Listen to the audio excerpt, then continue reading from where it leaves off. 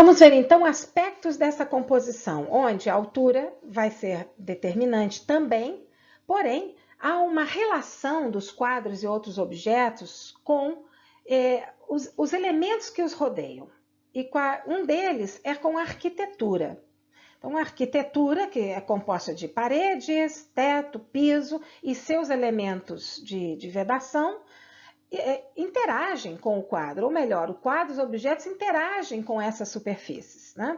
Logicamente, principalmente com as paredes e com os elementos que são adjacentes a essas paredes, como portas e janelas e, muitas vezes, escadas também, quando elas existem.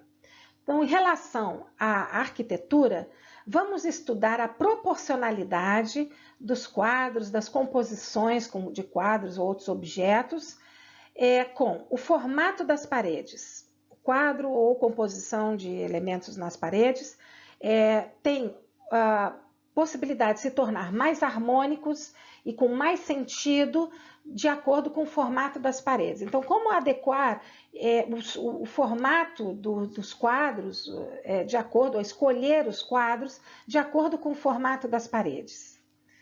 Também temos situações especiais quando as paredes são amplas e livres, quando as paredes são pequenas, que devemos considerar? Paredes com escadas, tem várias considerações, como distribuir os quadros ao longo daquela superfície das paredes que são adjacentes às escadas. E as paredes com portas e janelas. Vamos ver cada um desses itens.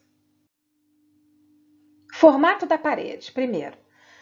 Se tem uma situação de melhor proporcionalidade e, consequentemente, harmonia em relação à questão dimensional, quando o quadro tem o formato aproximado ao formato da parede.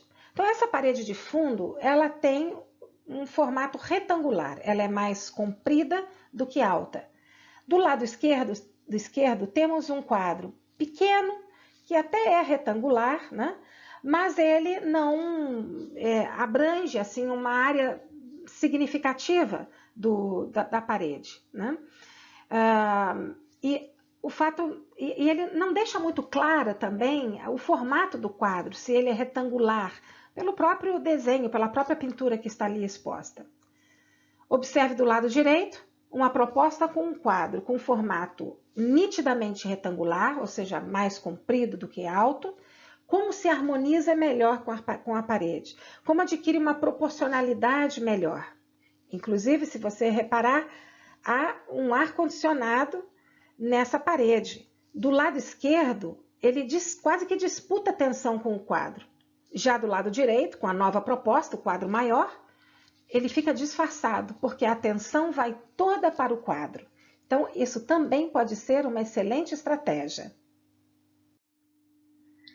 Outro exemplo de formato de parede. Veja que essa parede ela tem uma tendência a ser retangular mais vertical. Estou me referindo só a essa parte, né, que não inclui os degraus, né? Essa parte mais vertical. Observe que do lado esquerdo temos um quadro quadrado e depois do lado direito a proposta, com um quadro retangular acompanhando o formato da parede. Você que vai dizer qual proposta prefere. Do lado direito, temos mais harmonia, há uma relação mais lógica. Aqui temos uma parede que é nitidamente horizontal, mais baixa e bastante larga, e um quadro que acompanha exatamente esta linha, né? Este formato.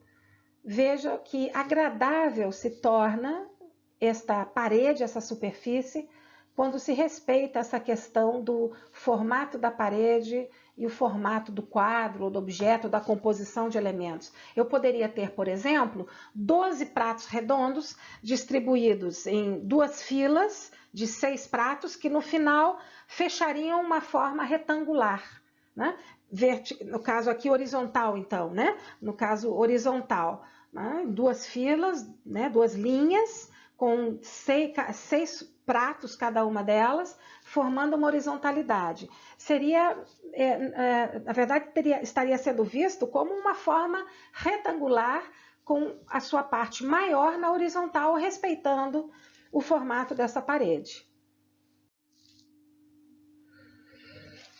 Aqui também, outro exemplo, do lado esquerdo, temos um quadro pequeno, né? E aquela área tende, né, a ser mais vertical, né?